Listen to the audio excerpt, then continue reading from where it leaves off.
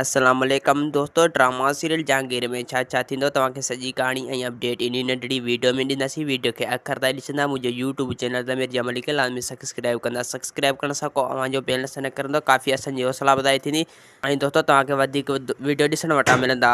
दोस्तों कवड़ो दीनू खे चवंदो त मूंखे तुंहिंजी धीउ जो संग ॾे ऐं मां इन हर हाल में इहे संग न छॾींदुसि, छो जो मूंखे संग चटी में ॾिनल आहे। दीनू चवंदो त तूं इहो आसरो लाहे छॾिजो, मां तोखे संग ॾींदुसि। ऐं ॿिए पासे रहे हाशमत ख़ान दीनू खे चवंदो त मां तोखे हर हाल में स्कूल खोलण न ॾींदुसि। दीनू चवंदो त मां हर हाल में इहा स्कूल ज़रूरु खोलाईंदुसि, छो जो हीअ स्कूल मुंहिंजे अबनि ॾाॾनि जी आहे ऐं इन स्कूल में मां ॻोठ वारे ॿारनि खे ज़रूरु पढ़ाईंदुसि, तइलीम ज़रूरु सेखारींदुसि। ऐं ॿिए पासे कमदार जी घरवारी कमदार खे चवंदो त असांखे दीनू जी हर हाल में इहा संग न खपे, छो जो उन जा लक्षण ऐं मूं प्रकार ॾिठा आहिनि।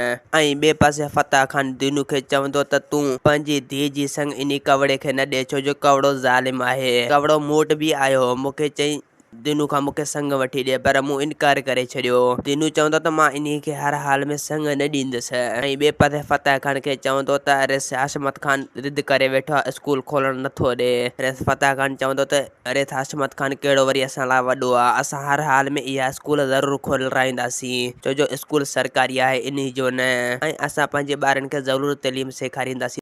दोस्तों असांखे ॾींदा हाणे इजाज़त, वरी तव्हां सां मिलंदासीं के नई ईंदड़ वीडियो में। जेसीं ताईं पंहिंजो ख्यालु रखंदा। खुदा हाफ़िज़।